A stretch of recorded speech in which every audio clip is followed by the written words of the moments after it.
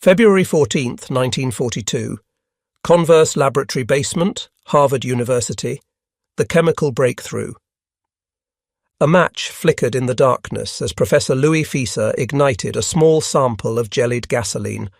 The flame didn't explode like ordinary fuel. It clung, burned, and refused to die.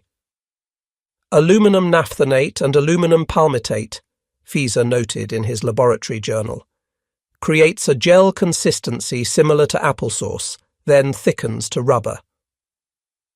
The 42-year-old organic chemistry professor set down his pen and reached for the secure telephone. What he had just created would change the nature of warfare in the Pacific.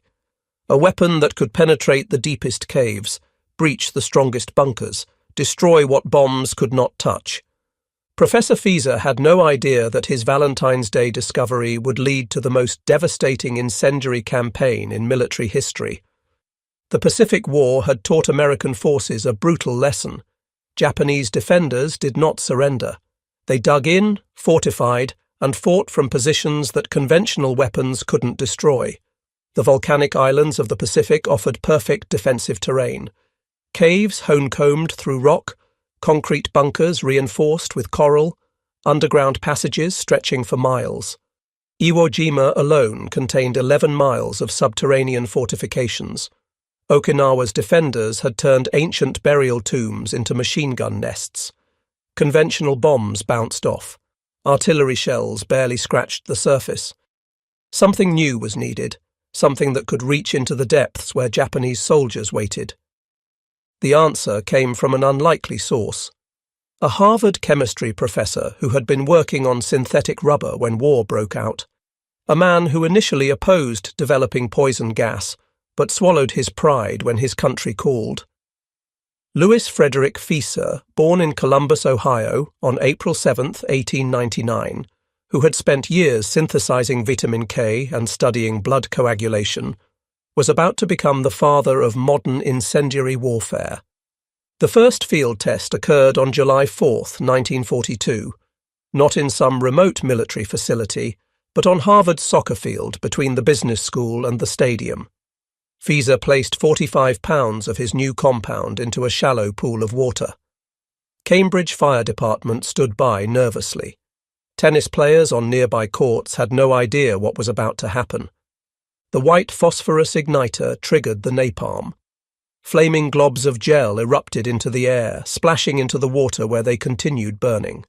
The tennis players yelped and scattered. The gel stuck to everything it touched. Water couldn't extinguish it. It burned at temperatures ranging from 800 to 1,200 degrees Celsius. Fieser's calculations were precise. His new weapon burned 6 times hotter than thermite. Unlike gasoline, which exploded in a massive fireball, napalm projected in a tight stream that could be directed into cave openings, bunker slits, pillboxes. The aluminum soap compounds gave it a consistency that made it stick to surfaces, to uniforms, to skin. Standard incendiary bombs achieved kills in 1 attack out of 60 attempts in early trials. Napalm achieved success in 1 attack out of 3. The statistics were compelling, but the chemistry was revolutionary. Production began immediately at Nuadex Products. By mid-April 1942, they had developed a brown, dry powder that looked harmless enough. Mixed with gasoline, it transformed into something terrifying. The Chemical Warfare Service ordered thousands of tons. Dow Chemical ramped up production. By 1943, America was producing 500,000 pounds of napalm. By 1944, that number had risen to 8 million pounds. The M69 incendiary bomb was designed specifically for napalm deployment. Each bomb weighed 6.2 pounds and contained jellied gasoline that would spray across a 15-foot diameter.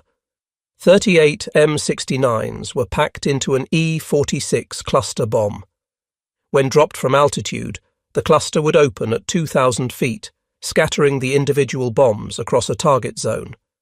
But first, napalm would see combat in Europe. In August 1943, American forces used it during the Allied invasion of Sicily. However, Its true test would come against Japanese fortifications that had proven impervious to conventional attack. July 22, 1944. Tinian Island, Marianas Chain. The Pacific debut. Captain Robert Johnson of the 2nd Marine Division watched Army Air Force fighter bombers approach from the east. These weren't carrying conventional bombs. The aircraft were loaded with the first napalm weapons to be used in the Pacific theatre. The incendiary gel, shipped in secret from Hawaii, was about to be tested against an enemy that had turned defence into an art form. The Japanese garrison on Tinian, commanded by Colonel Kiyoshi Ogata, had spent months preparing defensive works. The 50th Infantry Regiment and attached units, nearly 9,000 men, had excavated caves into the island's coral cliffs. Machine gun nests covered every approach.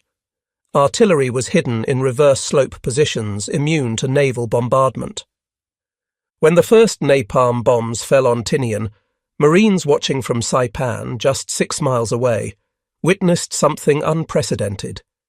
Instead of the sharp explosions of high-explosive bombs, orange flames rolled across Japanese fortifications like a tidal wave of fire. The incendiary mixture penetrated cave openings, flowed into bunkers, seeped through firing slits. Japanese soldiers who had survived weeks of naval bombardment fled their positions, uniforms ablaze. The burning petroleum adhered to everything. Stop, drop and roll only spread it further. Water from canteens caused it to splatter. The only escape was to abandon the position entirely. Marine Corporal James Chen, observing through binoculars, noted in his diary, "The Japs came out of holes we didn't even know existed. They rolled in the dirt, trying to put it out, but it just kept burning." Within days, Marine units were requesting napalm strikes before every advance. Japanese emplacements that had required hours of costly assault to neutralize were cleared in minutes. Tinian fell on August 1st. Of the 9,000 Japanese defenders, only 313 survived. The success on Tinian was just the beginning.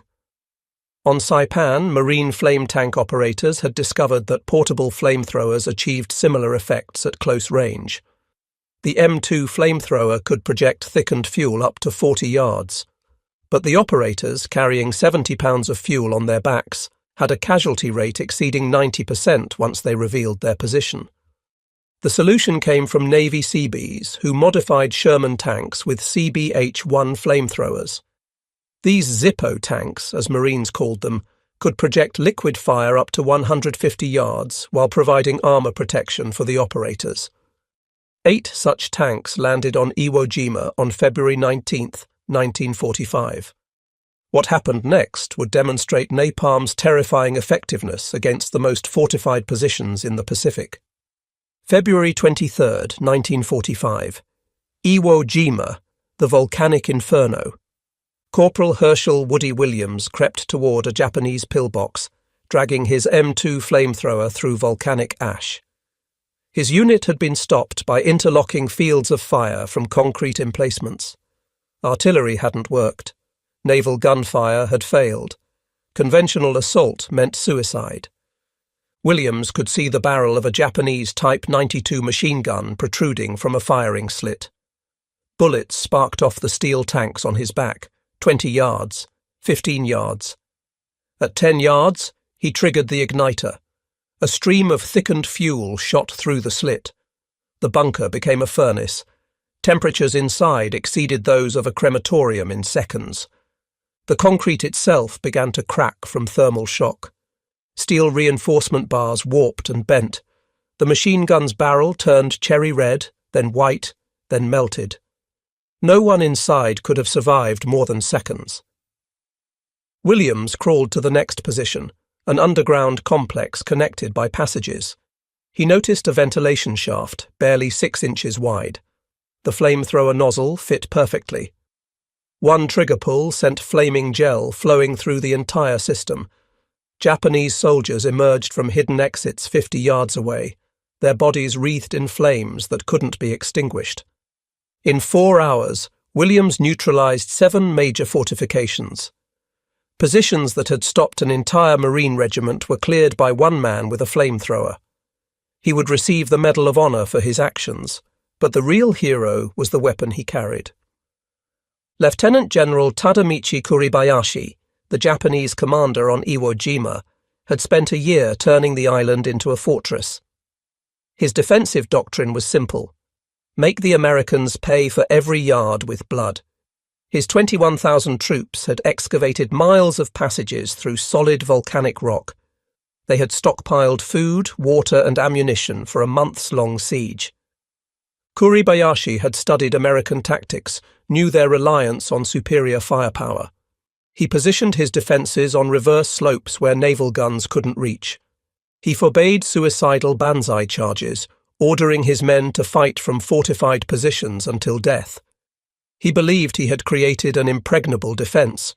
He had not accounted for napalm. The modified Sherman tanks arrived on the second day of battle.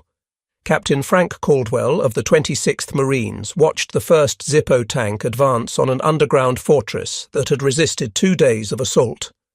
The tank's flamethrower erupted, sending a stream of burning petroleum 100 yards into the cave mouth. The incendiary mixture flowed like water, finding every passage, every chamber, every hiding place. The whole mountain seemed to exhale smoke, Caldwell reported. Then we heard the screaming. Japanese soldiers emerged from caves, their clothing and skin aflame. Those who made it out were cut down by Marine riflemen. Those who stayed inside were incinerated. The subterranean complex, which military planners had estimated would take a week to clear, was neutralized in 20 minutes. The 8 flame tanks on Iwo Jima consumed 10,000 gallons of thickened fuel per day. Each tank required a support team of Seabees for maintenance and refueling. Electricians mate Joseph Kissel and shipfitter J.T. Patterson worked around the clock to keep the weapons operational, often under enemy fire. The psychological impact was immediate. Japanese soldiers who had fought fearlessly against conventional weapons fled at the sight of flame tanks. Radio intercepts revealed growing panic in Japanese communications. Words like demon fire and dragon tanks appeared in decoded messages. Private Toshio Yamada, one of the few Japanese survivors of Iwo Jima, later testified, "We were trained to die for the Emperor. We were prepared for bullets, shells, even bayonets. But the fire was something else. It came into our caves like a living thing. You couldn't fight it. You couldn't hide from it. It found everyone." By March 1945, napalm had proven so effective that General Curtis LeMay made a decision that would change the course of the war. If incendiary gel could clear caves and bunkers, what could it do to cities? March 9th, 1945, 5:34 p.m. Northfield, Guam, Operation Meeting House. Major General Curtis LeMay watched the first of 334 B-29 superfortresses roll down the runway. Each bomber carried a lethal cargo, 40 cluster bombs containing 1,520 M69 incendiary devices. Their target, Tokyo. LeMay had struggled for months with high-altitude precision bombing. Jet streams over Japan pushed bombers off course. Cloud cover obscured targets. Anti-aircraft fire at 30,000 feet was deadly accurate. Results were dismal. After taking command of the 21st Bomber Command in January 1945, LeMay knew he had to try something different or face relief. The arithmetic of destruction was compelling. One incendiary cluster could destroy an area 100 feet by 300 feet. Tokyo's residential districts were densely packed with wooden houses, paper walls, and straw mats. Japanese war production depended on thousands of small factories scattered throughout residential areas. What precision bombing couldn't hit, area incendiary attack could destroy. LeMay stripped the B-29s of defensive guns to carry more ordnance. He ordered them to fly at night, at low altitude, between 5,000 and 9,000 feet. The lower altitude would improve accuracy and put them below the effective range of Japanese anti-aircraft guns. The Pathfinder aircraft arrived over Tokyo just after midnight on March 10th. They marked the target area, a 3-by-4-mile residential district housing 750,000 people, with incendiary bombs in an X pattern. The main force followed, dropping 1,665 tons of incendiaries in streams that created a grid of fire. Within 30 minutes, individual fires had merged into a firestorm. Ground-level heat approached that of molten lava. The superheated air created winds exceeding 100 miles per hour, sucking oxygen from bomb shelters, feeding the flames with fresh air. Concrete boiled, steel melted. The Sumida River turned to steam. Fire Captain Susumu Takahashi of the Tokyo Fire Department logged his final report at 12:48 a.m. Fire beyond control. Equipment useless. The city is dying. Tokyo's fire department had 8,000 men, 1,000 pieces of equipment, and exactly 3 ladder trucks capable of reaching beyond 30 feet. They had trained for conventional bombing, prepared for normal fires. Nothing had prepared them for this inferno. The gel stuck to their equipment, melted their hoses, turned their water into scalding steam. By dawn, 16 square miles of Tokyo had been incinerated. Conservative estimates placed the death toll at 87,500, though Japanese sources suggest over 100,000 perished that night. More people died in the Tokyo firestorm than would die in either atomic bombing. 1 million were left homeless. B-29 tail gunner Sergeant James Krantz reported, "At 5,000 feet you could smell the burning flesh. The thermal updrafts from the fire were so strong they threw our 65-ton bomber around like a leaf." But LeMay was just getting started. The systematic incineration of Japan had begun. March 11th brought the destruction of Nagoya, as 313 B-29s eliminated the Mitsubishi aircraft engine plant and surrounding districts. 2 days later, Osaka's industrial heart was consumed by flames that burned for 72 hours. March 16th saw Kobe's port facilities and shipyards reduced to twisted metal and ash. In 10 days, incendiary raids had destroyed more Japanese industrial capacity than 2 years of conventional bombing. The Air Force was consuming napalm faster than American factories could produce it. Emergency production facilities were established. By June 1945, monthly production approached unprecedented levels. The tactical lessons learned from cave clearing in the islands were being applied strategically to Japan itself. April 1st, 1945, Okinawa, the final crucible. If Iwo Jima had been hell, Okinawa was something worse. The island's 450,000 civilians were caught between 100,000 Japanese defenders and 180,000 American attackers. The Japanese had turned every tomb, every cave, every hill into a defensive bastion. Lieutenant General Mitsuru Ushijima had learned from Iwo Jima. His troops dug deeper, fortified stronger, and prepared for flame attack.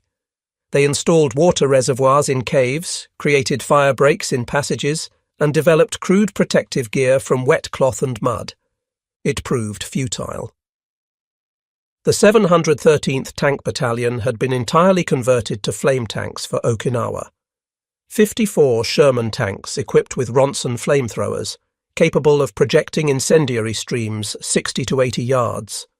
The Navy's chemical units had prepared 250,000 gallons of thickened fuel. Every Marine Rifle Company had attached flamethrower teams. The battle for Wanna Ridge demonstrated napalm's evolution as a tactical weapon. Japanese defenders had created interlocking fortifications on reverse slopes, immune to artillery and air attack. Marines of the 1st Division spent 3 days trying to advance 100 yards, suffering massive casualties. On May 14th, Marines implemented an innovative tactic. They hauled barrels of the incendiary mixture to the ridgetop, punctured them with rifle fire, and rolled them down into Japanese positions. White phosphorus grenades ignited the flowing gel. The entire draw became a cauldron of flame. Defensive works that had resisted for days were cleared in hours. Private First Class Eugene Sledge, observing the attack, wrote, "The Japanese came running out of caves we didn't know existed, their clothes and bodies on fire. Some tried to surrender, but it was too late. The napalm had already done its work. They collapsed after a few steps, the fire still burning even after they were dead." The psychological impact on Japanese civilians was devastating. Thousands had taken shelter in caves, following military instructions. When flame tanks approached, they faced an impossible choice: burn in the caves or emerge into machine gun fire. On May 30th, Marines discovered a cave containing 450 civilians near Shuri Castle. Lieutenant John Stevens of the 6th Marine Division attempted to convince them to surrender. When they refused, military necessity took over. The flame tank crew gave 3 warnings in Japanese. No response.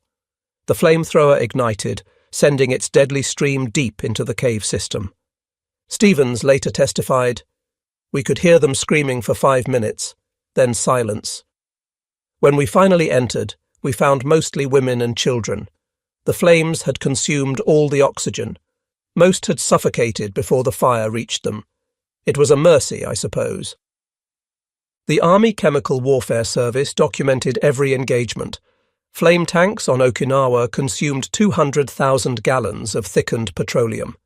Underground fortresses that would have required weeks to clear with conventional weapons were neutralized in hours. Japanese bastions that had stopped entire divisions were overcome by flame tank sections. But the cost in civilian lives was staggering. Estimates suggest that flame weapons were responsible for at least 20,000 civilian deaths on Okinawa, though exact figures remain disputed. The weapon that had been developed to save American lives was indiscriminate in its destruction. Colonel Unmacht's flamethrower group had grown from a handful of Seabees to a major military organization. Production facilities in Hawaii operated continuously. Training programs graduated hundreds of flame tank operators monthly. The industrial might of America had turned FISA's laboratory discovery into mass production. By summer 1945, the transformation was complete. The Pacific War had become a conflagration. The air campaign's climax, July-August 1945. General LeMay's B-29s were now conducting incendiary raids with mechanical precision. The target list expanded from major cities to smaller industrial towns. Intelligence identified 180 Japanese urban areas suitable for firebombing. By late July, 67 cities had been attacked with varying degrees of destruction, some losing entire districts, others suffering damage to key industrial areas. The scope of destruction defied comprehension. Each B-29 could carry 40 cluster bombs. A 300-plane raid could deliver nearly 500,000 individual incendiary devices. Every bomb created a pool of flame 15 feet in diameter that burned for 6 minutes at temperatures that could melt aluminum. Japanese firefighting doctrine had completely collapsed. Throughout July, city after city was targeted. Fukui lost 60% of its urban area on July 19th. Matsuyama saw 3/4 consumed on July 26th, while Tsu suffered 85% destruction on July 28th. The systematic campaign continued with industrial efficiency, each raid perfecting the techniques learned from the previous one. Japanese industrial production plummeted. Workers refused to enter factories knowing they were targets. Transportation systems collapsed as rail yards burned. Food distribution failed as warehouses were incinerated. The home front that had sustained Japan's war effort for 4 years was dying under cascading waves of petroleum flame. Prince Fumimaro Konoe, former Prime Minister, wrote in his diary, "The Americans have found our weakness. We built a nation of wood and paper. Now they are burning it down city by city. There is no defense against this demon fire." The Japanese military attempted countermeasures. They created firebreaks by demolishing entire city blocks. They built underground shelters with multiple exits. They distributed primitive protective equipment made from treated cloth. None of it worked. The burning petroleum found its way into every shelter, every hiding place, every refuge. Dr. Yoshio Nishina, Japan's leading physicist, was tasked with developing defences. His report to the Imperial General Headquarters was bleak. The gel's adhesive properties make it impossible to remove once ignited. Its combustion temperature exceeds our material's tolerance. The only defence is to prevent the enemy from delivering it. Since we have lost air superiority, there is no defence. August 1st, 1945. Preparations for invasion.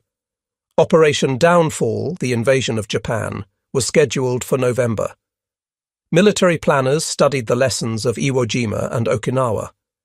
Japanese defensive preparations on Kyushu were extensive. Intelligence identified 10,000 caves, 5,000 bunkers, and elaborate underground networks. Conventional assault would cost an estimated 1 million American casualties. The solution was incendiary warfare on an unprecedented scale. Plans called for 75 flame tank battalions, over 4,000 tanks. Chemical units would stockpile 5 million gallons of thickened fuel. Every rifle company would have organic flamethrower squads. B-29s would conduct rolling firebombings ahead of ground forces. Under Secretary of War Robert Patterson gave flame tank production the same priority as the Manhattan Project. The entire industrial capacity of America was being mobilized to produce incendiary weapons. But the invasion would never come. August 6th, 1945. Hiroshima. The atomic bomb killed 70,000 instantly. The world gasped at the destruction of a city by a single bomb. But Curtis LeMay was unimpressed. His firebombing raids had already attacked 67 cities, with many suffering extensive destruction. Tokyo alone had suffered more deaths than Hiroshima. The atomic bomb was spectacular, but incendiary raids had done more cumulative damage. August 9th, Nagasaki. Another atomic bomb, another city destroyed. But that same night, 95 B-29s dropped conventional incendiaries on Yawata. The conflagration burned for 2 days. August 14th witnessed the last major raid. Even as Japanese officials discussed surrender terms, 160 B-29s attacked Kumagaya and Isezaki, the flames continuing to burn as diplomats negotiated. August 15th, Emperor Hirohito announced Japan's surrender. In his speech, he mentioned a new and most cruel bomb, referring to the atomic weapons. He did not mention the weapon that had destroyed more of his nation than any other. The statistics were overwhelming. Between March and August 1945, incendiary raids had destroyed 180 square miles across 67 Japanese cities, killed between 300,000 and 500,000 civilians, left 8 million homeless, eliminated 40% of industrial capacity. A 1946 National Defense Research Council report documented that 40,000 tons of M69 incendiary bombs had been dropped on Japan throughout the war. The Pacific War ended not with atomic flash, but with the dying embers of countless fires. The reckoning. Professor Louis Fieser returned to Harvard, to his chemistry laboratory where it all began. He had been awarded the Medal for Merit, the nation's highest civilian honor. His invention had shortened the war, saved countless American lives, revolutionized warfare. But the victory was bitter. In 1967, during the Vietnam War, Fieser watched television footage of napalm strikes. Children running down roads, their bodies aflame, villages incinerated. The weapon he created to destroy enemy fortifications was being used against populated areas. In June 1972, Fieser wrote to President Nixon, urging an international ban. When we developed napalm, we never thought of anti-personnel use. We were thinking of structures, fortifications. I have no right to judge the morality of napalm just because I invented it, but I believe its use should be restricted. Edward David Jr., Nixon's science advisor, replied that napalm use was difficult to predict or control, offering only that the suggestion would receive careful attention. Fieser called it a brush-off. He died in 1977. His obituary in Harvard's Gazette mentioning his work on vitamin K and anti-malarial drugs. No mention of napalm. The university had quietly erased the weapon from his official legacy. The tactical revolution was complete. The age of static fortification had ended.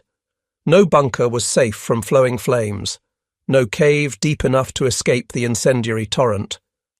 The volcanic fortresses of the Pacific, carved from solid rock and defended with fanatical determination, had fallen to a weapon developed in a Harvard basement. The 713th Tank Battalion was deactivated in 1946. The flame tanks were scrapped, their specialized equipment destroyed.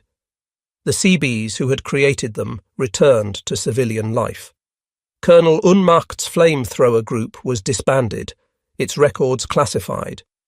Veterans rarely spoke of what they had witnessed. Marine Corporal Raymond Hart, who served on Iwo Jima, would only say, "The flamethrowers got it done." Woody Williams, the last surviving Medal of Honor recipient from Iwo Jima, focused his post-war efforts on Gold Star families, never discussing the weapon that made him famous. Eugene Sledge wrote, "We thought the Japanese were cruel. Then we brought flamethrowers. War makes monsters of everyone." The military implications were clear. Technology had overcome determination. Chemistry had defeated courage. Industrial capacity had proved more decisive than warrior spirit. The samurai tradition that had sustained Japan for centuries perished in petroleum flames. Modern military doctrine incorporated the lessons. Every major military developed flame weapons. International law attempted to regulate incendiary weapons. The 1980 Convention on Certain Conventional Weapons restricted but did not ban their use. The weapon that had ended one war would feature in many others. The scientific legacy proved complex. Research into jellied petroleum led to developments in polymer chemistry, fire suppression technology, and materials science. The same aluminum soap compounds that made gasoline adhesive found applications in industry and medicine. Knowledge gained from studying thermal effects led to advances in burn treatment, but the moral questions remained unanswered. Was the firebombing of Tokyo a war crime? Were the civilian deaths on Okinawa justified by military necessity? Did incendiary warfare shorten the conflict enough to justify its horrors? Historians continue to debate these questions, finding no easy answers. Japanese survivors formed the Association of Tokyo Air Raid Victims, documenting testimonies, preserving memories. Museums in Tokyo, Osaka, and Kobe display melted artifacts, photographs of devastation, lists of victims. School children learn about the night of black snow when burning debris fell like dark precipitation. The transformation of warfare was complete. The Pacific War had begun with torpedo planes at Pearl Harbor and ended with the systematic incineration of Japan. Between those events, the nature of combat had fundamentally changed. Individual skill and courage still mattered, but technology and industrial production determined outcomes. In the caves of Iwo Jima, coral formations show scorch marks from flame tanks, still visible 8 decades later. On Okinawa, sealed caves contain the remains of those who chose death over surrender to the flames. In Tokyo, memorial parks mark areas where entire neighborhoods vanished in single nights. Professor Fieser's formula was elegantly simple. Aluminum naphthenate plus aluminum palmitate plus gasoline equals napalm. The calculus of war had become chemistry. The chemistry of destruction had become industrial production. The age of limited war was over. Standing in the ruins of Tokyo in September 1945, General Curtis LeMay surveyed the devastation. "We scorched and boiled and baked to death more people in Tokyo that night than went up in vapor at Hiroshima and Nagasaki combined," he observed. "But it was war. They started it. We finished it." The Pacific Ocean had witnessed the birth of modern total war, not through atomic weapons that grabbed headlines, but through a humble gel that burned unquenchably. Napalm had changed warfare forever. The weapon born in a Harvard basement had killed more Japanese than any other American weapon. It had consumed a nation that believed itself divinely protected. The strategic bombing survey conducted after the war reached a stark conclusion. Japan would have surrendered by November 1945, even without the atomic bombs, even without Soviet entry. The systematic firebombing campaign, more than any other factor, had broken Japan's ability to continue fighting. For the scientists who developed these weapons, the moral burden proved heavy. Louis Fieser was not alone in his regrets. Many chemists and engineers who worked on incendiary weapons struggled with the consequences of their creations. The Seabees who modified the flame tanks left few records. These construction battalions, trained to build, had become instruments of destruction. For Japanese survivors, the trauma lasted generations. Children who fled through burning streets grew up with recurring nightmares. The smell of gasoline could trigger panic attacks decades later. Burn scars served as permanent reminders. Yet from this destruction came an unexpected result. The same Japan reduced to ashes by American firebombing would become one of America's strongest allies. The cities that had been incinerated rose again as centers of commerce and culture. Tokyo, which suffered the most devastating single raid in history, became one of the world's great metropolises. In military academies worldwide, the Pacific firebombing campaign is studied as both a masterpiece of strategic execution and a cautionary tale about the nature of total war. The integration of tactical and strategic incendiary warfare showed how a single weapon system could scale from individual bunkers to entire cities. Modern international law has attempted to address these issues. The Protocol on Prohibitions or Restrictions on the Use of Incendiary Weapons, adopted in 1980, restricts but does not eliminate their use. Military necessity still often trumps humanitarian concerns. In Japan, memory of the firebombing serves different purposes. For some, it's a reminder of militarism's consequences. For others, evidence of war's brutality. For most, simply a human tragedy that should never be repeated. Annual commemorations are attended by fewer survivors each year. American memory of the firebombing is more ambiguous. The atomic bombings dominate the narrative. The systematic incineration that killed more is reduced to footnotes. This selective memory serves a purpose. It's easier to grapple with 2 atomic bombs than months of systematic firebombing. The technological progression from Fieser's laboratory to Tokyo's ruins took just 3 years. In that time, napalm evolved from a curiosity to the most destructive conventional weapon deployed. Today, napalm and its derivatives remain in military arsenals, the principle unchanged: jellied fuel that sticks and burns. Professor Fieser spent his final years teaching and writing chemistry textbooks with his wife Mary. He rarely spoke of napalm, preferring to focus on other achievements. But the weight of his creation never left him. In private moments, he wondered what might have been different. These were pointless questions, he knew, if not him, someone else. The chemistry was too simple, the military need too great, the industrial capacity too vast. The weapon was inevitable once modern chemistry met modern war. The fundamental truth revealed by napalm's use remains. In total war, there are no limits to human ingenuity in creating destruction. The same industrial capacity that improves life can be turned to ending it massively. As the last survivors pass away, their memories become history. The burn scars fade, destroyed cities rebuilt, trauma processed. But the capacity for such destruction remains.